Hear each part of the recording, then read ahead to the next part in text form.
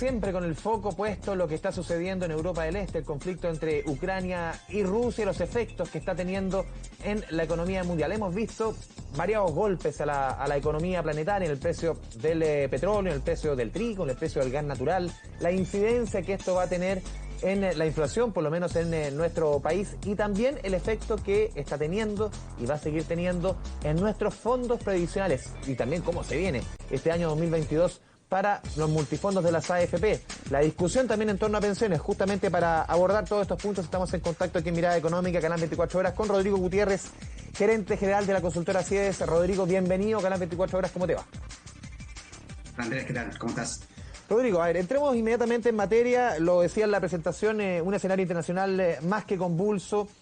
¿Cómo está golpeando a los fondos de pensiones el conflicto que estamos viendo en Europa del Este? Para explicarle a quienes nos están viendo, porque claro, uno ve los números y por lo menos los fondos de pensiones en Rusia tienen menos de un 1% invertido, pero esto golpea y golpea de muchas formas. Cuéntanos y explícanos. Sí, bueno, efectivamente algunos han dicho que la exposición de los fondos de pensiones a Rusia y a los lugares del conflicto es inferior al 1%, pero la verdad es que este es un conflicto de alcance global y la verdad también es que los fondos de pensiones están invertidos en todo el mundo y en ese sentido entonces es imposible que queden al margen de los efectos que están ocurriendo en las economías y en los mercados financieros globales. En particular, los rendimientos y las rentabilidades de los fondos de pensiones dependen de las rentabilidades de los instrumentos en los cuales estos fondos invierten y sabemos que los fondos más riesgosos, por ejemplo, como el fondo A o el fondo B, invierten generalmente en instrumentos de renta variable, entiéndase acciones si se quiere, principalmente en el extranjero. Y entonces son las bolsas mundiales las que se han visto afectadas durante estas últimas semanas y ese es el efecto entonces que por lo tanto han incorporado también en la rentabilidad de los multifondos en Chile. Sí, y se está dando, Rodrigo, todo lo contrario a lo que fue el año pasado que por razones más relacionadas con el ámbito interno, fueron los fondos más conservadores, aquellos que muchos dijeron en su minuto, estos no pierden plata, sí, sí pierden plata, que fueron los más malogrados, estoy hablando del fondo D y el fondo E. Se invierte un poco la película respecto al 2021. Sí, en el caso de los fondos más conservadores no hemos visto los efectos del conflicto concretamente de Ucrania y Rusia, pero esperamos que puedan afectar también en el mediano y largo plazo. En general, los fondos conservadores como el fondo D y el fondo E dependen las rentabilidades de instrumentos de renta fija que están invertidos principalmente en Chile y por lo tanto dependen principalmente de las tasas de interés en Chile. Y esas no hemos visto que tengan un impacto directo del conflicto aún, pero sí esperamos que puedan tener en el mediano y largo plazo, puesto que este conflicto, en la medida que se prolonga en el tiempo, ya estamos viendo los efectos en los mercados internacionales, está teniendo efectos sobre el precio del gas, sobre el precio del petróleo, sobre el precio del trigo, del maíz, de un conjunto de bienes que son commodities y que sabemos que van a impactar en el conjunto de la economía a través del aumento de precios y por lo tanto esperaríamos que también generen una presión inflacionaria por sobre la que teníamos proyectada y eso eventualmente pudiese tener como respuesta necesariamente por parte de Chile, del Banco Central de Chile, un aumento de la tasa de interés también por sobre la esperada para los próximos meses. En un escenario como ese, evidentemente que los fondos conservadores en Chile también podrían verse afectados. Sí, Rodrigo, para ir entendiendo un poco cómo se manejan estas platas, más o menos cuánto de los dineros que manejan las AFPs hoy día están invertidos en el exterior. Pero a grandes rasgos podríamos decir que es la mitad del dinero, ¿no? Y concretamente los fondos más riesgosos, como el fondo A o el fondo B, hablamos de que del orden del 85 al 90% está invertido en el extranjero en instrumentos de renta variable. Y es por eso entonces que cuando nosotros anunciamos la rentabilidad de los fondos riesgosos como el fondo A, siempre lo comentamos en relación a lo que ha pasado en las bolsas internacionales. En particular, hemos visto que desde el conflicto y desde previo al inicio de la invasión propiamente tal, vimos que las bolsas en el mundo, en Estados Unidos, en Europa, en Asia, en los mercados emergentes, en América Latina y también en Chile con el IPSA, se venían viendo afectadas. Y por lo tanto, ese es el efecto que de alguna manera castiga la rentabilidad de los instrumentos en Chile, de los multifondos en Chile. Sí, Rodrigo, ¿por qué crees tú, o cuál es el juicio de las AFP al final para invertir la mitad de su dinero en el exterior? ¿Cuál es la razón para hacerlo? Para explicarle también a quienes nos están viendo de que, y también en el fondo A o el fondo B, tú lo decías, fondo A 85% está afuera. ¿Por qué es importante, de acuerdo a las razones que entregan las AFP, que una importante porción de los dineros que administran estén en el exterior? Sí, esto no es una decisión digamos, discrecional de las AFP. El sistema de multifondos de Chile, que es un sistema regulado por la Superintendencia de Pensiones, y desde que existe el modelo de multifondos desde el año 2002, se ha establecido que las administradoras de fondos realicen inversión de sus portafolios buscando un equilibrio entre rentabilidad y riesgo. Y justamente, y dado la magnitud de los volúmenes del ahorro para las pensiones en Chile, evidentemente que es necesario buscar otros mercados. Y lo que se hace, por tanto, entonces, es buscar alternativas en el mundo, y estas alternativas, en todo caso, tienen que ser debidamente diversificadas justamente para enfrentar el riesgo que significa invertir estos dineros. Y por eso que están invertidos en Norteamérica, en Europa, en Asia, en los mercados emergentes, en América Latina, también en Chile, y lo que se busca entonces es un adecuado equilibrio entre ellos. Algunas veces algunas suben y se ven compensadas cuando las otras bajan. Y lo que hemos visto aquí, en este caso en particular, evidentemente, dado que es un conflicto relevante que tiene alcance global, es que las bolsas en general se han visto afectadas. Sí, Rodrigo, en este escenario, claro, las recomendaciones, aquí no hay pócimas mágicas, no hay recetas, no hay balas de plata. ¿Cuál es la recomendación quizás para muchos que dicen, quiero salir del fondo A, quiero salir del fondo B? Ya muchos ya hicieron la pérdida, pero dicen, no quiero seguir perdiendo plata. ¿Qué se les recomienda a ellos? ¿Cuál es más o menos el rango de consejo en algo que, claro, es un año súper de mucha incertidumbre, pero hay que entregar una suerte de luz, sobre todo a través de la pantalla?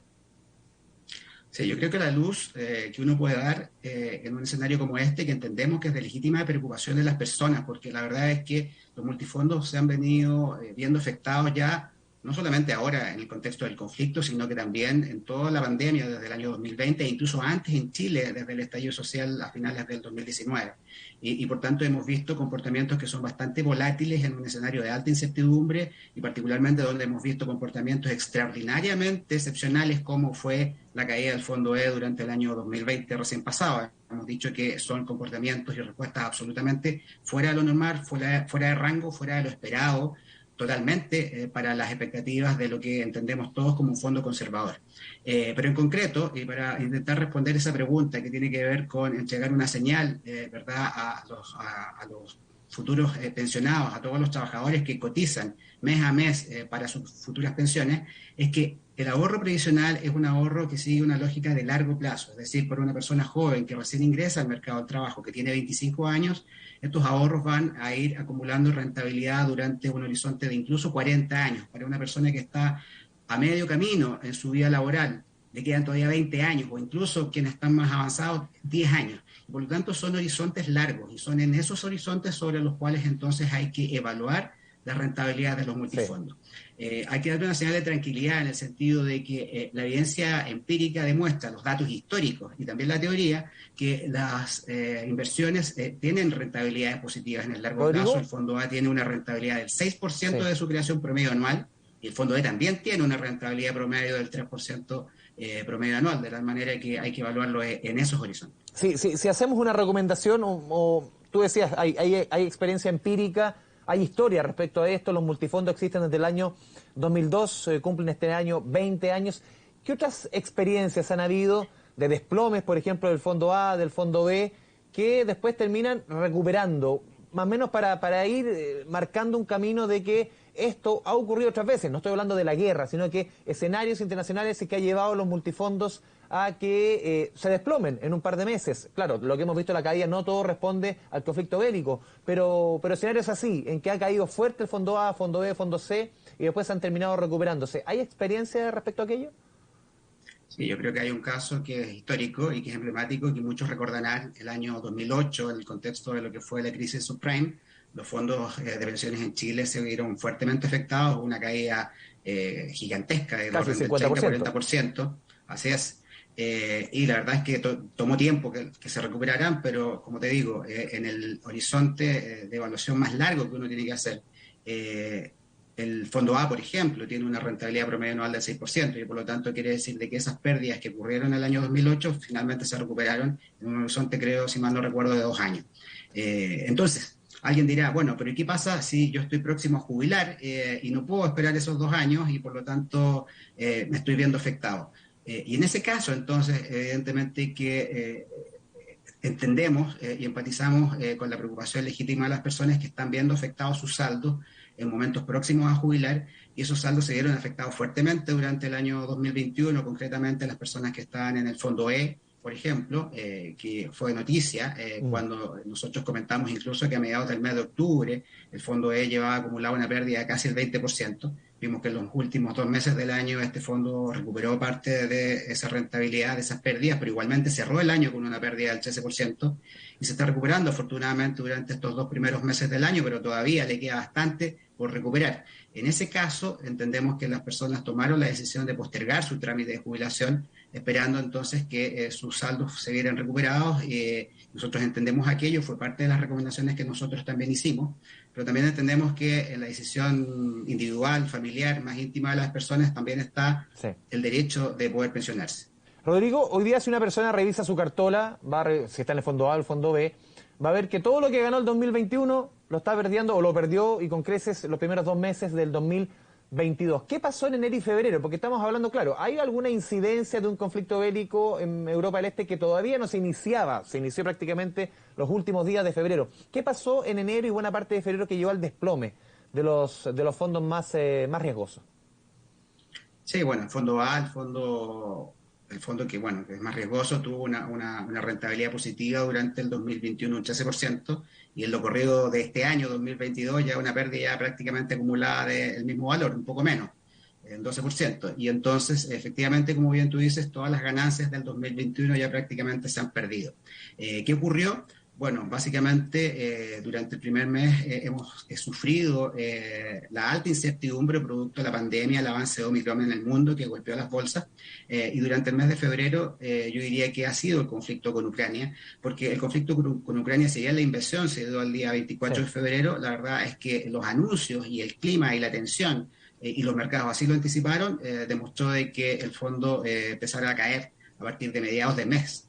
Concretamente a partir de las caídas de las bolsas justo en los momentos previos de la invasión por parte de Rusia.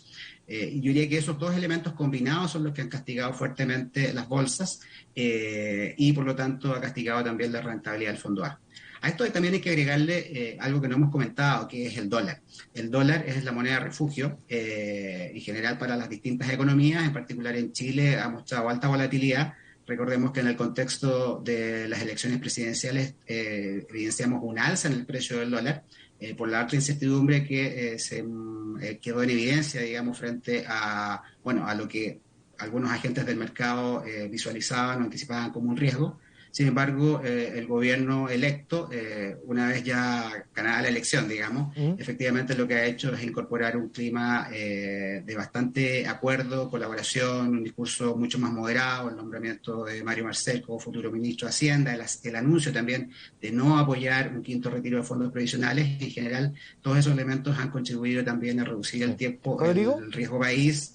Y eso ha tenido también un efecto favorable en términos de lo que son las bajas de las tasas de interés. Sí, Rodrigo, una última pregunta antes de ir a la pausa. Se avisora un año 2022 que va a ser así, de incertidumbre en todo el mundo, no solamente en el país. Un año muy movido en que es difícil quizás pensar, proyectar lo que puede pasar con los multifondos, la economía en general ni hablar. ¿Y eso se refleja en los multifondos? Yo diría que se va a mantener la incertidumbre, se va a mantener la volatilidad en los mercados. Es difícil anticipar lo que va a venir porque a nivel mundial sabemos que venimos saliendo de un proceso de pandemia, las economías se vienen recuperando, hay signos de sobrecalentamiento, hay una invasión, una inflación, diría yo, a nivel global, que de alguna manera está presente.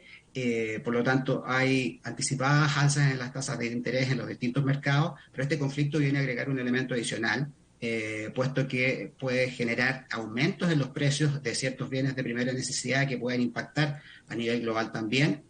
Va a depender mucho de la duración de este conflicto. Si este conflicto se acaba luego, se acaba pronto, como todos esperamos, puede ser de que estos impactos no sean mayores, pero si se prolonga, efectivamente yo creo que van a poder generar un efecto recesivo incluso en las economías y en el mundial, y eso puede de alguna manera retrasar aún más los procesos de recuperación económica de Chile, bueno, y del resto de los países. Y en el caso chileno, sin duda que tenemos alta incertidumbre también por nuestro proceso político interno, instalación del nuevo gobierno y todo lo que se está discutiendo hoy día a propósito de la redacción de la nueva Constitución.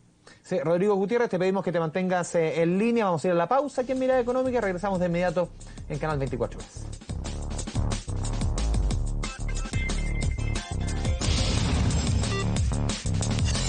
Mirada Económica. ¿Le interesan los temas relacionados a la salud y el bienestar de las personas?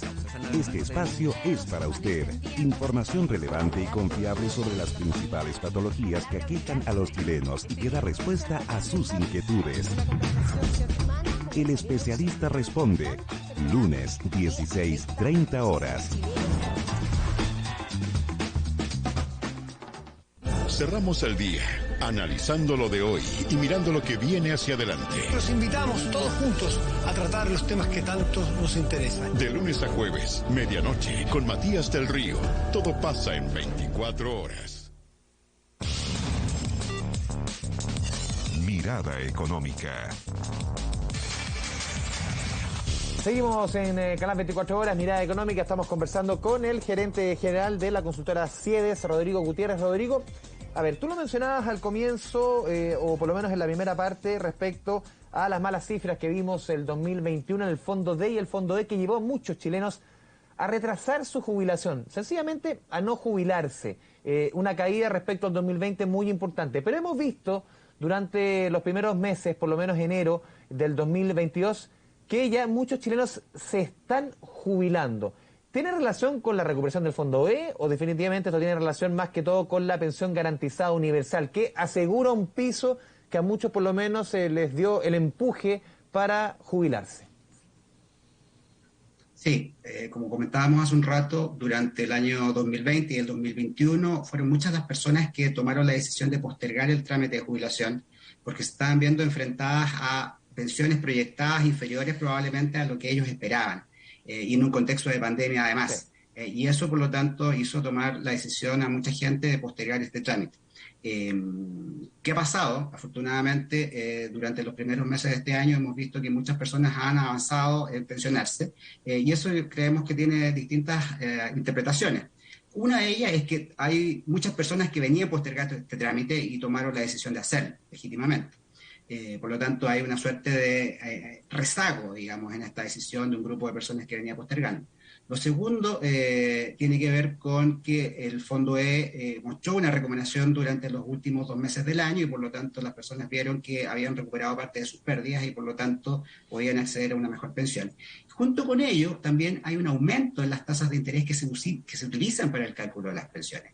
Y por lo tanto, con ese aumento de la tasa de interés que se usa para el cálculo, que es una tasa regulada, buena parte de las pérdidas en los saldos al momento de calcular su pensión hacia el futuro se veían también compensadas.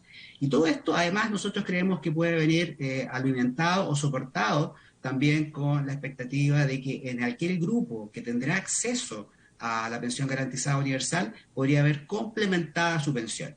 Y por lo tanto eso los anime en último término a tomar la decisión de pensionarse. Todos estos elementos conjugados creemos que puede ser una explicación para el aumento en el número de pensionados que hemos visto durante los primeros meses del año. O sea, ustedes esperan que esto podría mantenerse, no solamente lo que sucedió en enero, sino que el resto de los meses, sobre todo, y también concentrado en lo último que te decía, la PGU a muchos les da un piso que al final los empuja a jubilarse.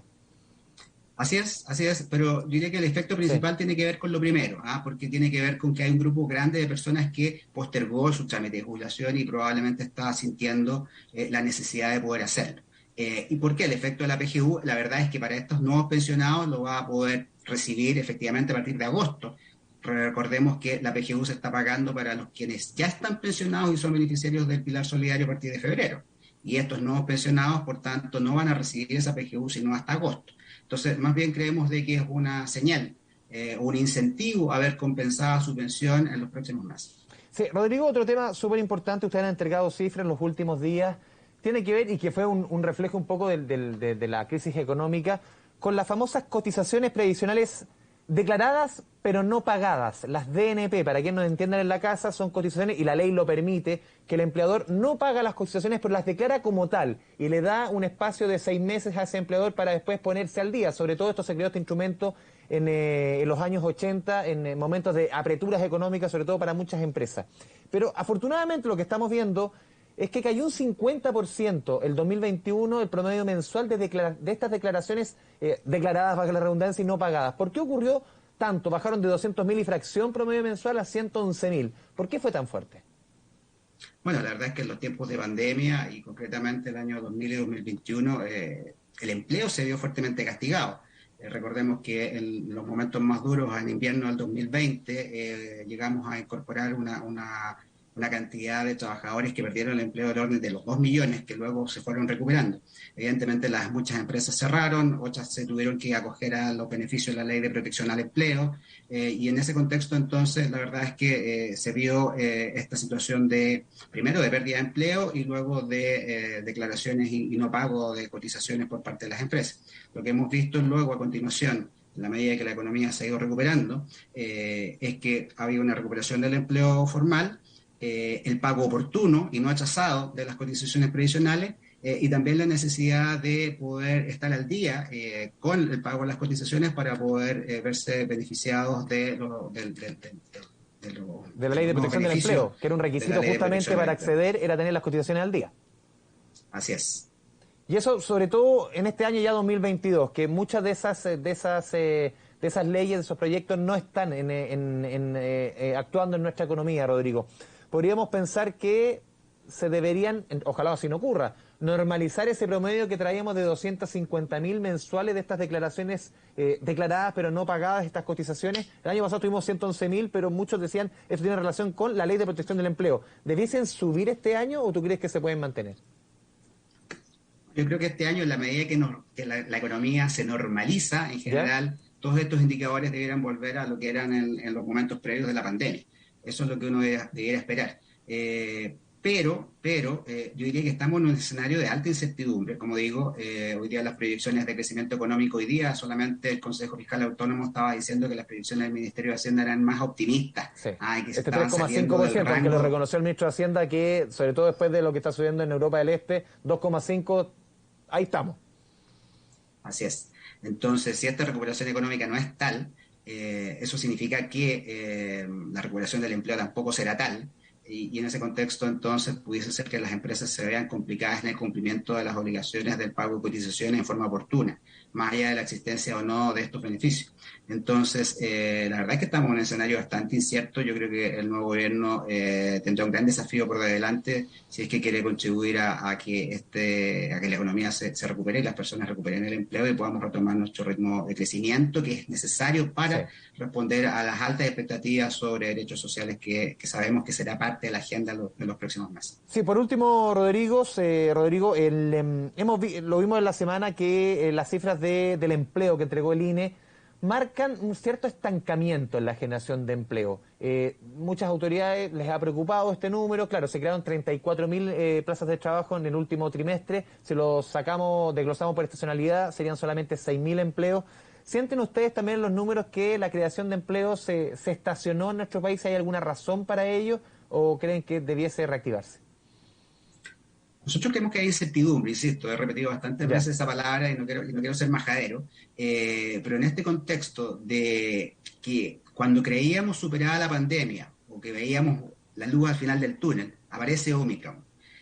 Cuando veíamos que el Ministerio de Hacienda hace ciertas proyecciones que hoy día parecen optimistas, porque entre otras cosas se desata este conflicto que no sabemos cuánto tiempo va a durar, y aparecen por tanto los efectos macroeconómicos globales que tienen que ver con el alza del gas, del petróleo, del trigo, del maíz, el aumento del pan y de bienes de primera necesidad en general. Cuando vemos que tenemos una presión inflacionaria por sobre lo esperado, que va a significar eventualmente aumento en las tasas de interés, para contener aquello, ese aumento de tasas de interés también va a impactar en la inversión, por ejemplo, y por lo tanto va a impactar en el proceso de recuperación económica y de recuperación del empleo que creíamos más optimistamente, incluso en enero, que podíamos tener durante este año.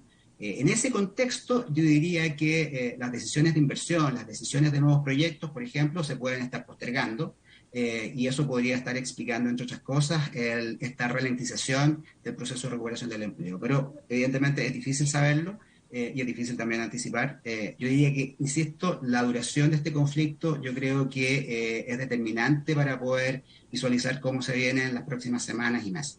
Sí, Rodrigo Gutiérrez, gerente general de la consultora CIES, te agradecemos este espacio con Canal 24 Horas. Muchas gracias. Gracias a ti. Y a todos ustedes, muchas gracias por la sintonía. Aquí en Mirada Económica nos puede escribir a nuestro Twitter.